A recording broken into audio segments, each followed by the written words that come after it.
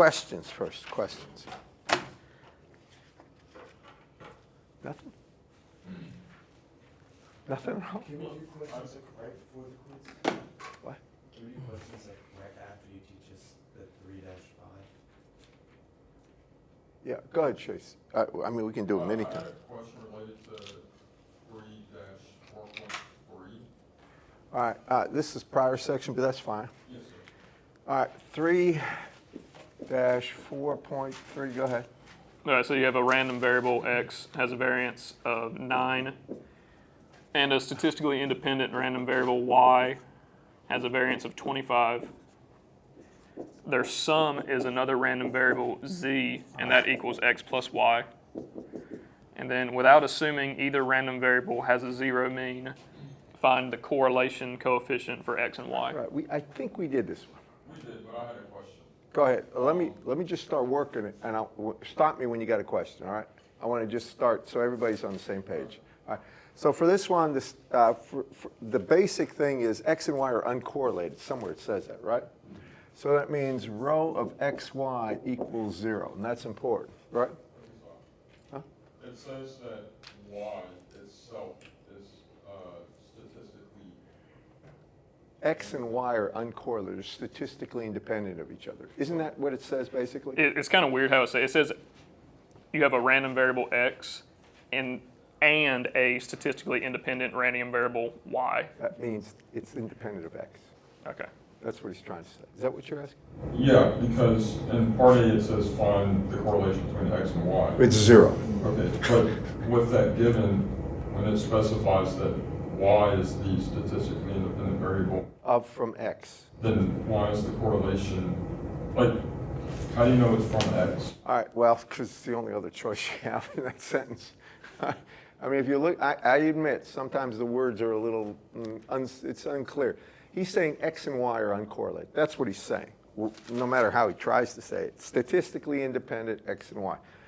Now, here's what it means. It means rho of xy is the expected value, right, of x times y minus x bar y bar over sigma x sigma y. When they say that's 0, right, what it really says is what? Multiply 0 by this, you get 0. You get the expected value of x times y is just x bar y bar. It means the expected value of x times y, if they are statistically unrelated, if they're uncorrelated. It really just means that you can say that this is nothing more than the expected value of x times the expected value of y. And remember, both of those two you can get by going minus infinity to infinity of x, f of x dx times the integral from minus infinity to infinity of y, f of y dy. That's how you can get the expected value. But that's what he's saying. Go ahead. Did you have? Yeah, I understand all of that. I just didn't know why it's different for y and z. Well, because z has a component of y in it, right? All right, z is equal to, just take a look at this. This is what z is, right? You see how it has y and z are in the same thing. They have to be correlated. I mean, if you say z is equal to x plus y, and you want the correlation coefficient between z and y, well, both have y in them. They have to be correlated. Does that make sense to everybody? But how do you, since we're going down this road, we might as well finish the thought. How would you get the correlation coefficient in any case? Well, rho of yz is equal to the expected value of y times z. I'm doing this in part because of the quiz, but in part just to make sure I underscore this point. It's not tricky.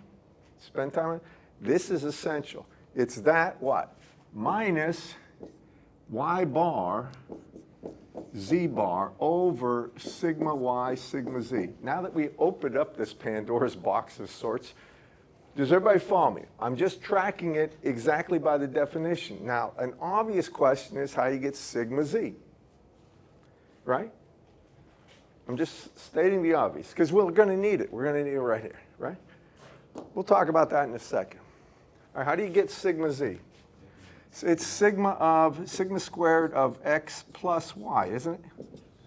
Now, remember, this is a biggie. I made a point to do it first from the fundamental definition of the expected value of x minus x bar times y minus y bar. Remember that? And I broke the whole thing up and I showed you how things cancel. At the end of the day, this comes down to what? Sigma x squared plus sigma y squared plus the correlation coefficient between x and y, right? Then I believe there's a 2 there, sigma x, sigma y. Do y'all remember that? Chase, do you remember seeing something like this? Yes, sir. This is it, at the end of that section. I don't know the page number. It's right before the exercises. He says this explicitly. He doesn't prove it the way well, kind of proves he does normalization on some stuff. But this is what it comes down to. Now, if this is 0, then sigma of z, which is sigma of z right here, is just sigma x squared plus sigma y squared, or sigma z squared is simply sigma x is what? 9 and 25 is 34, right? So we've checked that box. We got sigma z. Somebody else may be thinking about this or wondering. I'm just stating this so you'll have no problem. It has to, anytime you have a variable, if you have y plus x, or y times x, or y squared plus x, and you want to correlate it with something that has y in it, it is going to be a correlation, because y exists in both of those. It has to be. Follow me? All right, now we've got this, we've got this. What about y bar, z bar? All right, now what is z? It's xy, right? So really what I'm looking at is y bar, and this would be the average value of x plus y, right? Well, these are additive, so it's average value of x, average value of y. Y'all with me on this, guys? There's really nothing tricky here. So this becomes x bar, y bar, and it's going to be plus y bar quantity squared. So that goes here, right? This itself is going to be, I mean, we can go ahead and write it. What is that going to be? We did it, but let me just slow down. I don't want to be bothered by this question because I think there's probably a lot of people have they're concerned about minor points in something like this. Now, are we all with me how I got there, right? So what is rho of y times z? Well, it's the expected value of y times z. That's the expected value of y times the expected value of z, right? Then it's minus x bar y bar, and I'm just going to put it as minus x bar y bar plus y bar quantity squared, because I'm using that, I'm replacing, over sigma x, sigma z. What is sigma x? 3. And then square root of 34, I think, here, right? I think that's right. You all agree with that? All right. Now, here's the only trick right here, right? So I have the expected value of xy for the first part, which is just x bar, y bar, right? Because they're uncorrelated. Then I have the expected value, I'll rewrite it in a second, of y squared. This is the important point. Anytime you get the expected value of any random variable squared, it's just going to be sigma of y squared plus y bar squared.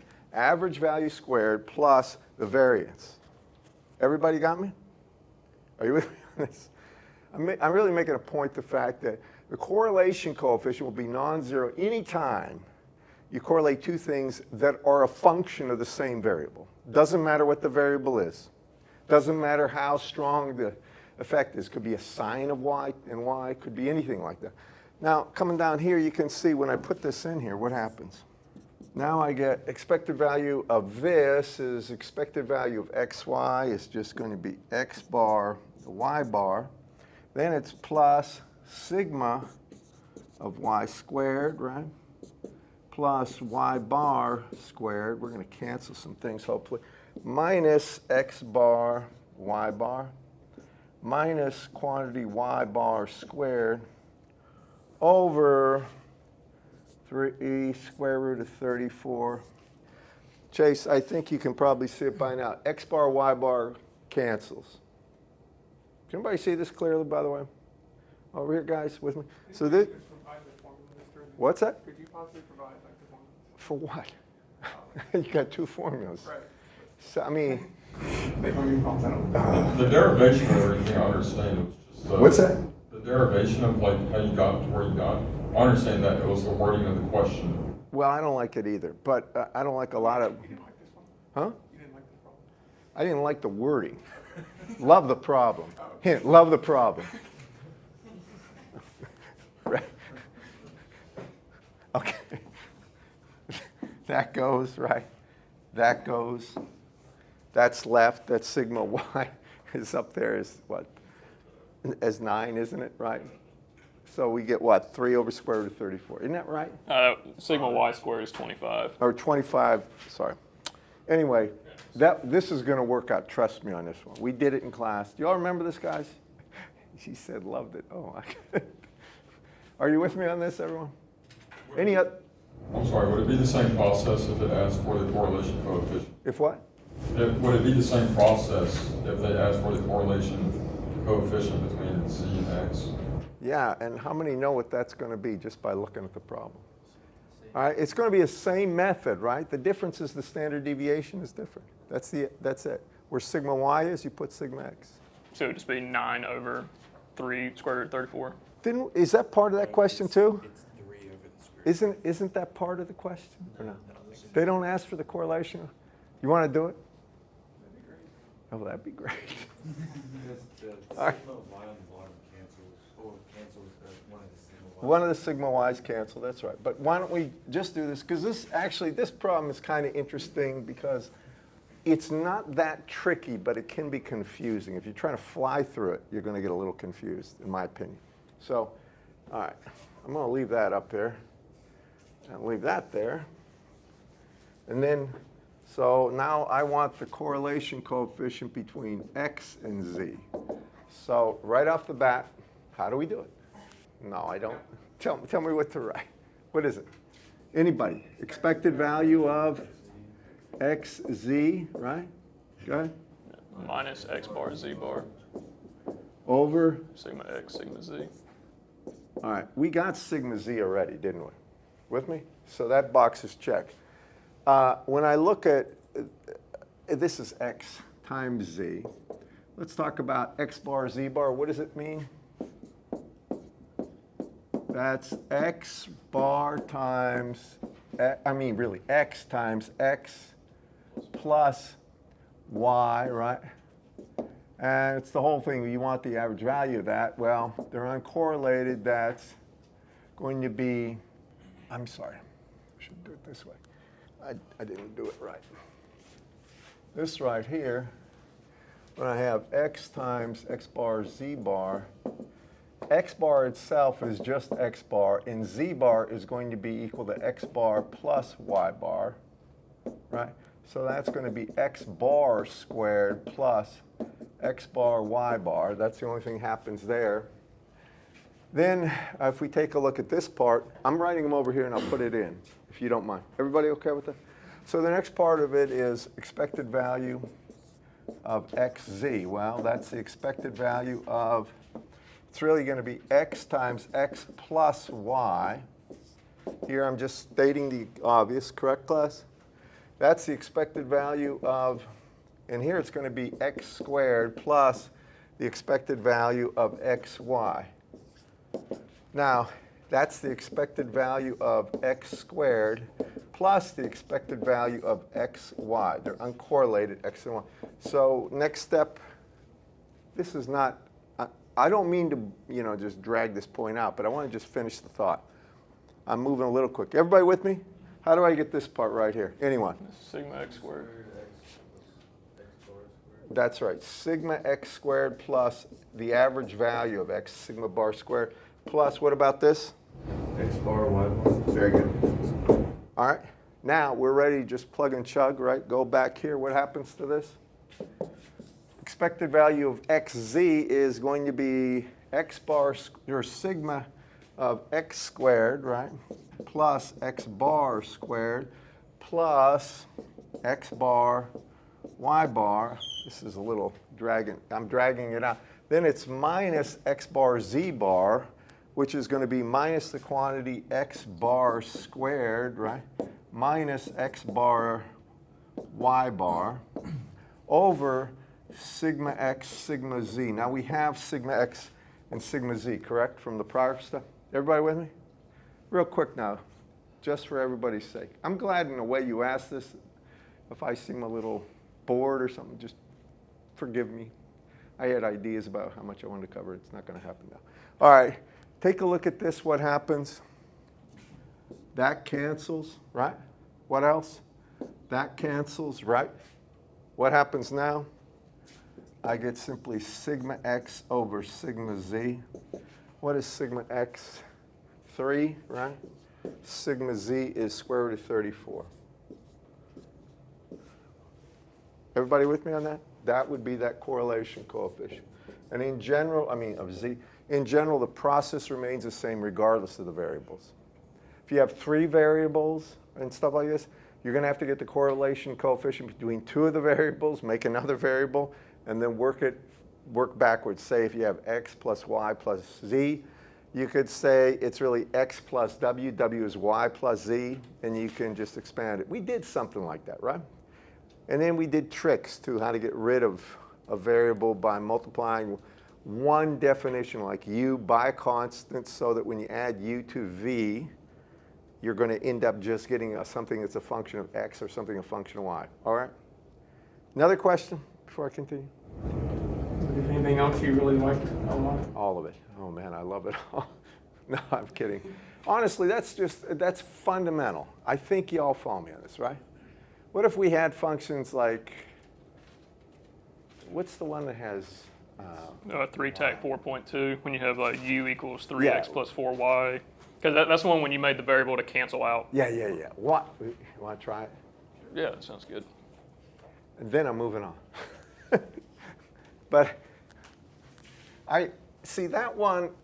Didn't you ask me about you?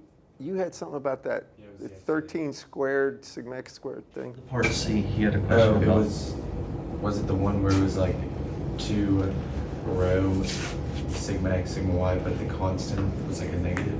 I actually don't remember. I was going through section 5's problem. Did anybody look at section 5 before? Anybody? Who did? Just raise your hand. Sir. If you did, you're going to see they're harder. All right, the difficulty levels gets hard. I'm going to try to. Huh? If you put that on the quiz, it's going to be a bonus. You said, if there was one. You're really working me today. It's like how much can I squeeze out of you? It's like a district attorney making a plea deal. Back to the deal here. Okay, give me the problem. 3-tac 4.2. You have 2 statistically independent random variables, x and y. All right, y, and that means rho of x, y equals 0. I'm going to state it explicitly now. All right, so these are, go ahead. And then sigma x squared equals 9. Sigma y squared equals 25. And then 2 random variables are defined by u equals 3x plus 4y. And v equals 5x minus 2y. Minus 2y? Minus 2y. And then I want you to find the variances of u and v. All right, let's start there. How do we get sigma squared of u? Sigma squared There's of... nothing about the standard deviation, is there? No. Y'all with me? All right. So now, do y'all remember me doing this? At least how many do?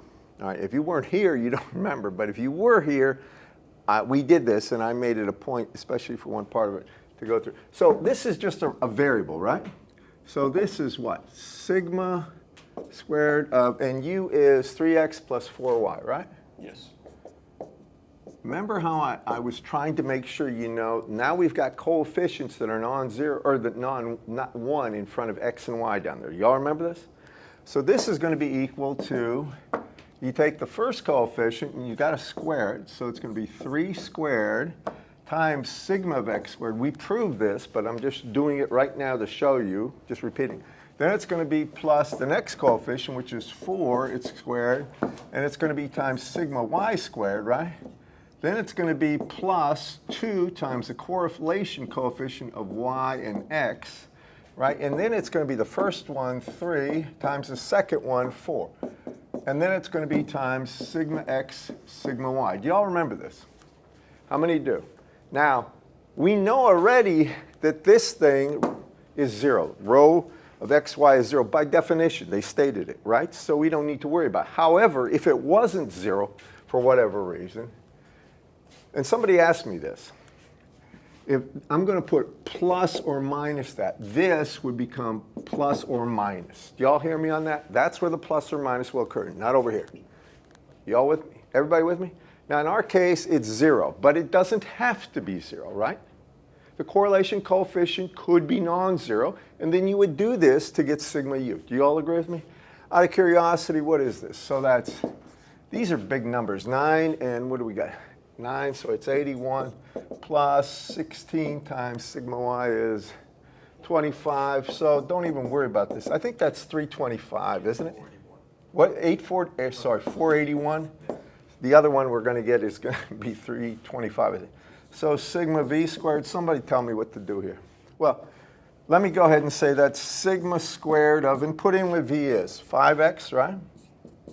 Minus 2y. So anyone from the audience?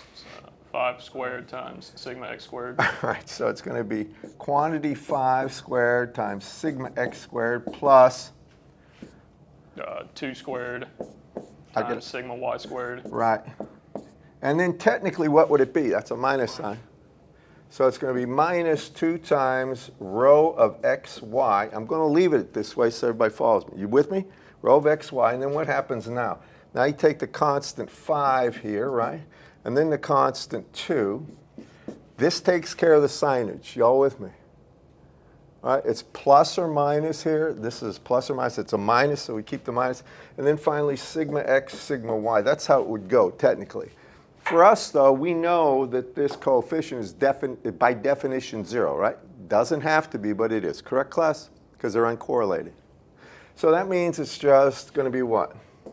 This is 325. I remember this one, I think. So that's 5 squared times, so it's 25 times 9 plus 4 times 20. I think it's 325. Do you all remember that one? Yes.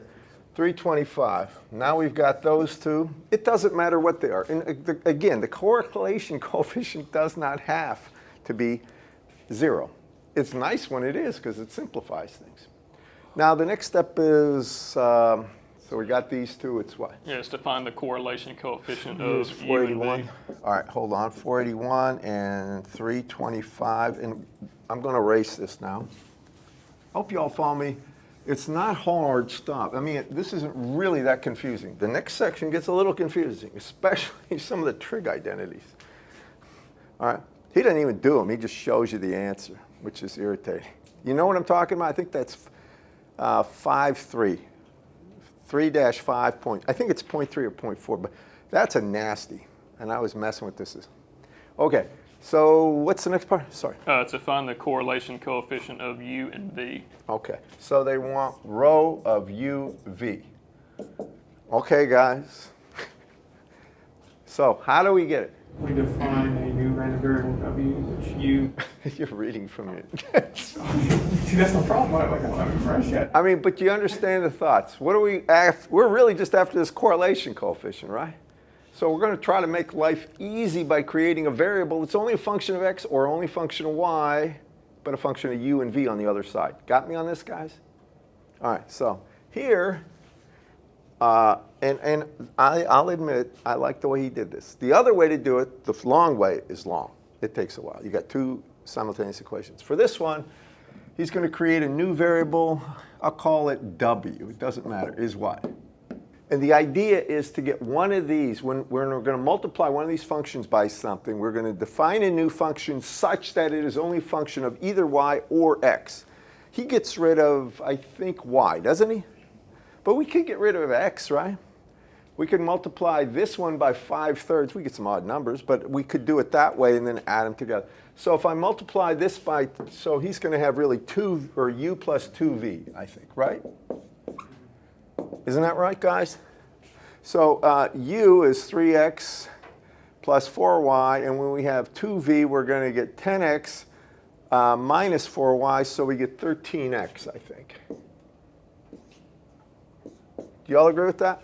Now, if you look at this, what's the next step? I want people. You get the sigma of W. You get the variance of, How do we get it? You're right. it's, Sigma, just hold it. We're gonna get. Do you want to get sigma W? Is what you said, right? All right. Well, so what is sigma squared of W going to be? 13 squared. Well, wait. Yeah. I mean, okay, we'll do it this way. Because that's 13x, it's going to be 13 squared times sigma of x squared on one side, right? On the other side, what is it? And let me just write this down. That's sigma squared of what? U plus 2v. Do you all follow me? I'm putting the value, I mean, normally that's just like one variable, z or something, but what we did is define a function, and it's u plus 2v is the function we're using. Are you with me on this one? Everybody? I mean, I'm trying to make absolutely clear how you would do this. What's the next step? What is this? It's going to be what? That's got a coefficient of 1, so it's sigma u squared, right? Plus, go ahead. 2 squared, sigma v squared. Times sigma v squared, right? Plus 2 rho of uv, right? times the 2, Ah, good. and then times 1, yeah, times 1 times sigma u sigma v. Do you all remember this? This is a great problem. I like this. I like it because it simplifies it in a very logical way. As engineers, one last thing I'm going to say about this, always look for the simplest way to solve a problem. Sometimes mathematicians take simple things and they turn them into 5-page papers. And that's not a slam on them. That's what they get paid to do, to take things and make them go through the most complex route as possible where you define and really qualify every assumption you make. Here, we look for the simple way. If we're after this, don't make it hard. That's how we don't make it hard. Now, we've got everything. If you look at this, we've got this on this side, right? Just putting them down. So we've got 13 squared times sigma x, which is what? 9, is equal to, and over here we got sigma u, wherever that is. Oh, God. Couldn't have picked smaller numbers, could he? Plus 2 times 325 plus 2 times, really I'm going to make it 4 because that's the correlation coefficient plus, I mean, it's 4 times this, so it's 4 times, and this is going to be the thing we're looking for, uv, times sigma u sigma v, which is what? That's 5 times 3, or 15. So that's the equation. Now, everything else is just taking everything to the other side. It's not multiplying rho of uv, and then dividing by, what, 4 times 15. Do you all agree with this? How many remember this one in class? Now, I'm going to say one thing about this. That little trick there is a nice, handy trick. All right? Create a function that's only a function of one of the two variables that is uncorrelated. And then from there, get the correlation coefficient. Y'all with me? Just make sure you know how to do this comfortably without angst. Okay, another question. Can I do one thing, guys? Can I go ahead and try to start section 5? We give you permission. Thank you, boss. I don't want to be flippant about this stuff. And I mean, I go through this sometimes, especially late at night. I scratch my head. How in the world is he? What is he thinking trying to ask that question? But then, you know what? You start seeing it after you really struggle with it. Then you don't forget how it's done. All right. So now this is section 3-5, and it's all about now really looking at something that boils down to convolution. That's what it comes down to. So if you have two variables that are uncorrelated, and you have like, and I'm going to start with this. If we have a variable z is equal to x plus y, and we assume f of x and y are uncorrelated, Then the probability density function for z, and I proved this because I first started, and it's in the book, started with the probability of z being less than a certain value is the probability of x and y being less than a certain value. Y'all remember this? Then I defined this in terms of an integral with one of the limits of the integrals was for x is going to be z minus y. Then we took the derivative of that because that's the probability. We take the derivative of the probability or the cumulative distribution function with respect to the variable z, and you end up with something like this. And it goes from minus infinity to infinity. And then you're going to have f of x, or I should say f of y. I don't know which one he puts, f of y. And then you're going to have this times f of x of, and this is going to be z minus y, and it's going to be dy. Now, I can rewrite, y'all remember this? I could rewrite this as f of x here and f of y here, and then this variable is z minus x, and it would be a dx integral. Do y'all remember this, class? So I make the point, if you look at this and you look at the definition of convolution that I'll put right here, they are in fact the same things, only with convolution you're used to seeing the integrations or the convolution of two functions in the time domain, like g of t convolved with h of t will give you y of t.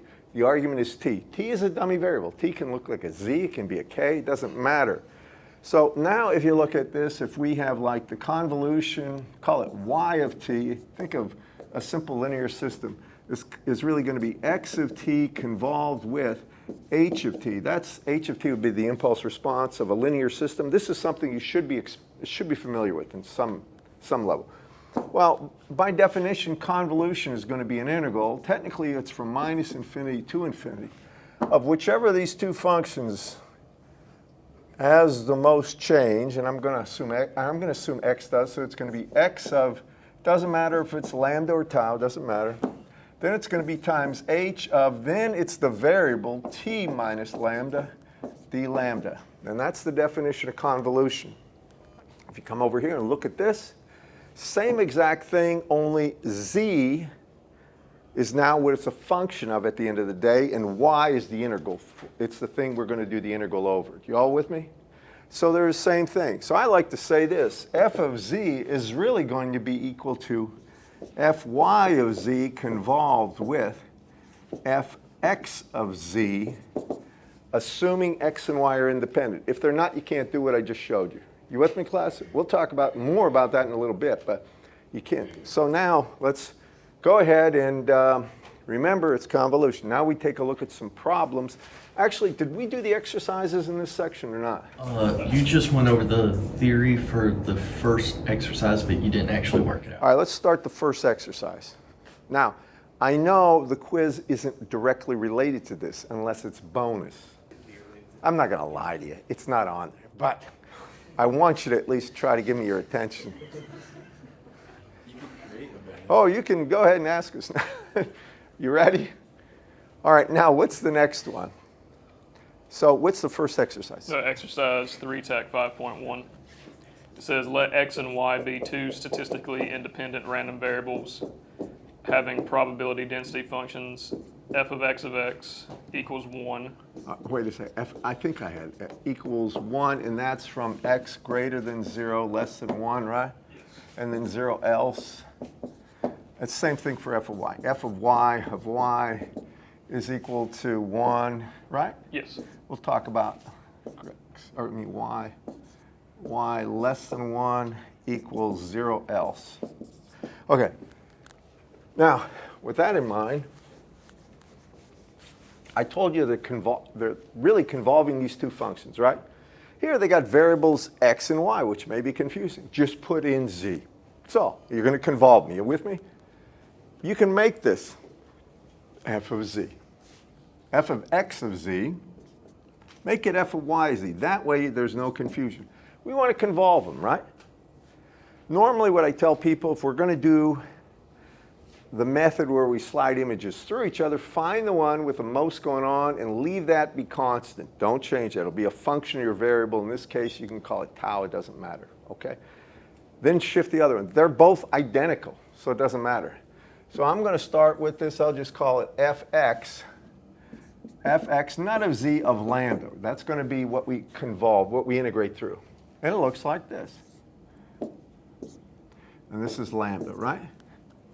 Now I need, below it, I'm going to start with fy of minus lambda. Remember, you start by first flipping the image you're going to convolve. You're going to shift and move. And that would be flipping it on this side so it looks like this. Hope you all remember this. Now, then I add the value z in here. You all with me, class? You all remember convolution, right? So I'm going to add the value z. I'm going to move it a little bit. So I'm going to say this would be fy of z minus lambda, and would look like this. And basically what would happen is this point is z, and this point is z minus 1. These have values of 1 here. It's the easiest possible problem to visualize, in my opinion. Unless you have an impulse motion. Now, the only thing we do is think about when these two multiplied together result in something non-zero, and then we have to integrate the multiplied functions together over that range. So, if you think about the definition of convolution for my f z of z, technically it's the integral from minus infinity to infinity of fx of lambda, and it's going to be times f, and this is y of z minus lambda. That's what I'm showing you, d lambda. Now, it doesn't matter what variable you have there. It could be tau, could be lambda, could be k. It doesn't matter as long as you do the integral, set it up right, and integrate through, right? All right, so this is a product, and then you integrate it through it. So it's this times this. Talk about easy. It's constant, right? It's 1 times 1, integrated from 0 to z, which is 1 times z, right? That's the area. So over here, I'm going to erase this. Bless you. And we'll do the problems in a second. But I'm going to have to move. All right, so if you look at this, now I'm going to have my f of z here. Can everybody see it is 0 for the magnitude of z less than 0? Everybody with me? That's z. If z is 0, is below that, if -1, there's no overlapping area. When you multiply this function by that function, it doesn't overlap at all. Correct? Now, we move it. We say for z greater than 0, less than 1. That's where this thing's moving through, right? But it hasn't gone past 1 yet. So at 1, it's going to be perfectly overlapped. You're going to have 1 on height times 1 times width would be 1. You agree with me? And it's going to ramp linearly like when you hit 1 right here, it's just going to be equal to 1, which is z. So this is equal to z at that point. Can everybody follow me on this? I'm moving a little quick, but I'm trying to cover a little more ground. You all with me? All right, next step. Now, and I'm going to use this one right here. Now, by the way, I have a tool. If somebody sends me an email, I'll send it to you. It's a JavaScript, and what it does is you can put any function in. You can draw it or mathematically state it, I believe, and then any other function convolve them. And it will flip one and shift it through and show you the actual results in a movie type thing, and it's really useful. See, send me an email. Somebody say, Dr. Baginski, send us the JavaScript. I hope I still have it. Please, it's useful. It's useful to me, I'll tell you that. All right, so did anybody here have me for signals and systems? That'd be a long time ago, but I love teaching that course. Come back here, and now I'm greater than 1, and this is z minus 1, right? But I can't go for z greater than 2, because then there's no overlap. Everybody with me? So how much is the area? Well, it's this area, right? It would be this area. This times that. 1 times 1, and then what's the actual distance? Well, it would be, this is 1 minus z minus 1. Isn't it, class? So that means it's equal to 1 minus quantity z minus 1, or it's 2 minus z for z greater than 1, less than 2. And then it's 0 for z greater than 2. So what does it look like? I think this is about as classic as it gets, right? It's this. And this has a value of 1. This is my f of z, and this is z. And that's the standard convolution type approach to doing a problem. Do y'all remember these things? All right, so what's the next one? Of the exercise. Well, So the exercise is asking for the maximum of f of z of z. can you all see it? Yeah. It's at 1. You all see it? It's 1. Just by looking. You could take a derivative, set it equal to 0. You get a singularity there, by the way. Actually, it depends if you use a symmetric derivative or not. But the bottom line is just look and see. All right? And then next part. the next part is the probability that z is less than 0.5. Just tell me, how do you do it? Here's 1/2, right? We want this area. What's that area going to be? Well, if this height is 1, this height is 1/2. Do you agree with that? It's a triangle. So it's going to be, the area is 1/2 base times width. 1/2 times 1/2 times 1/2. Do you agree with that? That's 1/8, I think. Isn't that right? 0.125? Yes. You all with me, class? How many see this right here? I know I'm flying, but I'm going to get through this with your help or not. Now, next thing, is there another one on those exercises? Oh, there's one more exercise. That was the Wait. last part for that exercise. Wanna? It talks about resistance values. All right, tell you what. I want to skip to the problem. I'm going to start one problem before you get your quiz, all right?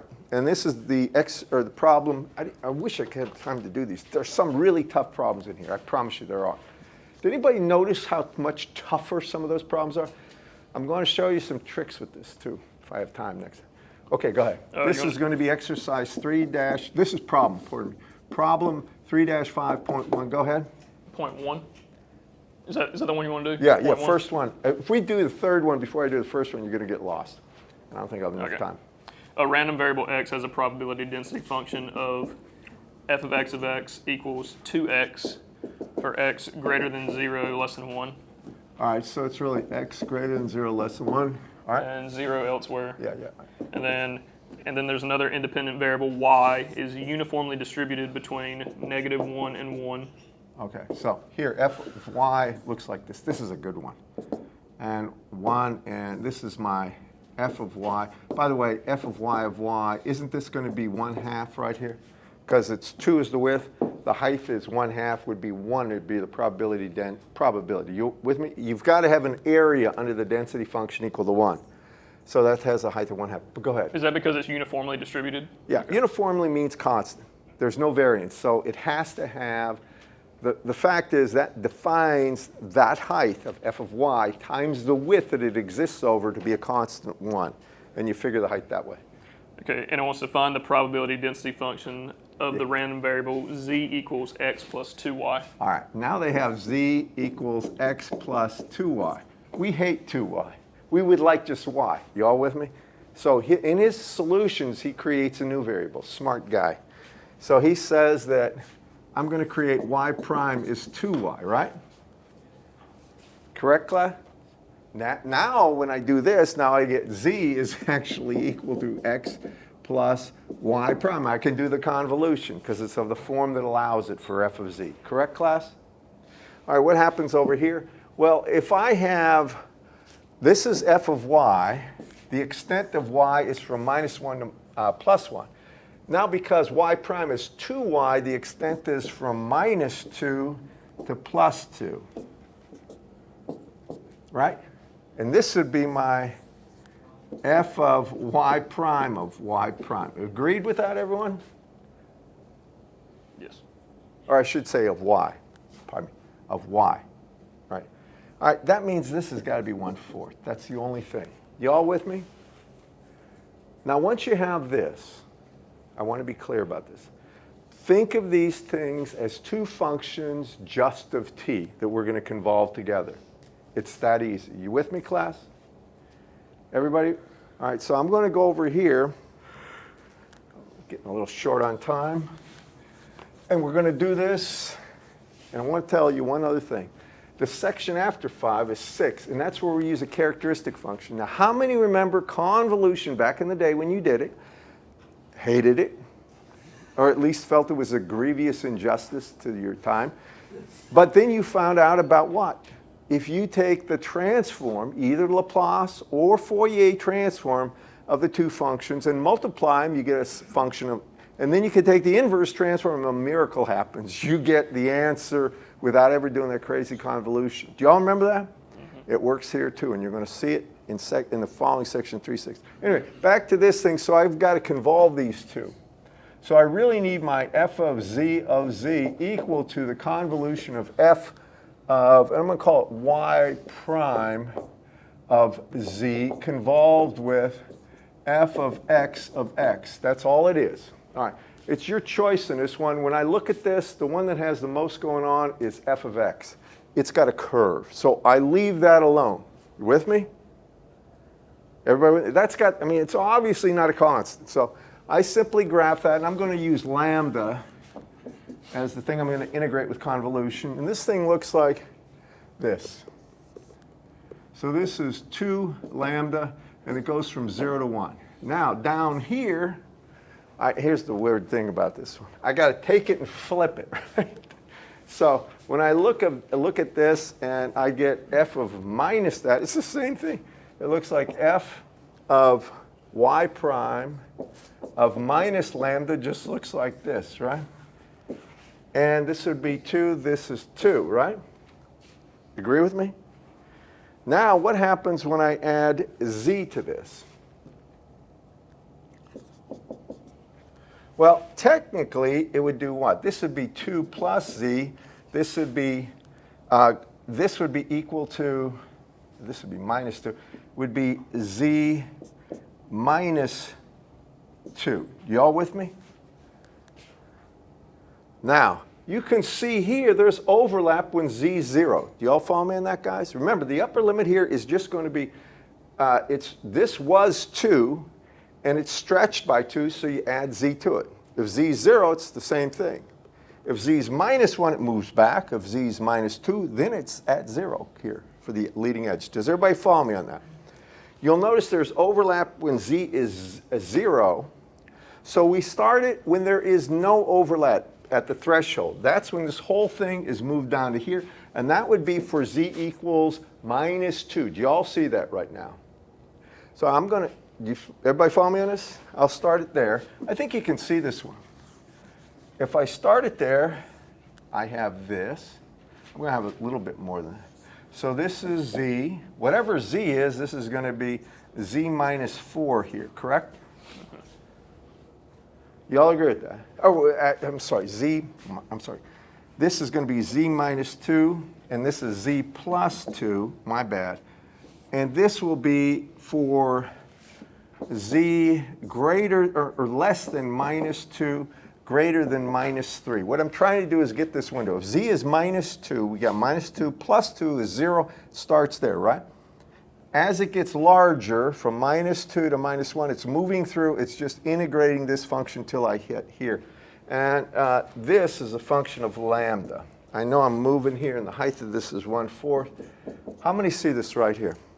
All right, so that means my f of z, and this would be for z greater than minus 2, less than minus 3, is going to be simply the integral of this, dy, right? 2 lambda d lambda is going to be lambda squared over 2 from 0 to z plus 2 is going to be equal to, here it's going to be z plus 2 squared. Do you all agree with that? You're going to have to go through this one carefully by yourself, but I have to at least set the stage, right? Now, what happens when z is greater than minus 3 and less than minus 4? Take a look at this. Now, all of a sudden, that window did what? Now, here, right, this is still going to be z plus 2. This is still z minus 2 down here, right? Now what? The whole thing's immersed, right? It's just the area of that thing. You agree with that? What's that area? Well, this has a height of 1/4. By the way, you know what? I didn't scale this by 4. My bad. Because you have to, I had a constant of 1/4 I didn't account for with that the density function. It's a rectangle. You all with me on this, class? Now, as it moves through, I'm going to have to let you figure this out too. As it moves through, all of a sudden the rear end here starts coming through, and then the overlap area is only from this point to here, right? That's going to be z minus 2, right? Going to be greater than what? He went from minus 2 to minus 1 on the first one, and then minus 2 or minus 1, my bad, minus. So this should be from minus 2 to z to minus 1, right? This should be from minus, no, actually 3, isn't it? He put 2, then 2 to 3. Well, you can do it that way, and then we can get it. But what it amounts to is you got to see how this is going to overlap, right? This has a length of 4, right? This has a length of 1. So for 2 of the sections, we're going to have complete overlap, right? Do you all agree with that? And that's going to be from z equals minus 1 to z equals 1, I think. Yeah, that's going to be it. Then finally, when it's through here, then the rear here is coming through, and then you just take the area right here left. Can you all follow me? I know I'm moving kind of quick. I'm going to give you a quiz because I have to give you a quiz now, and I'm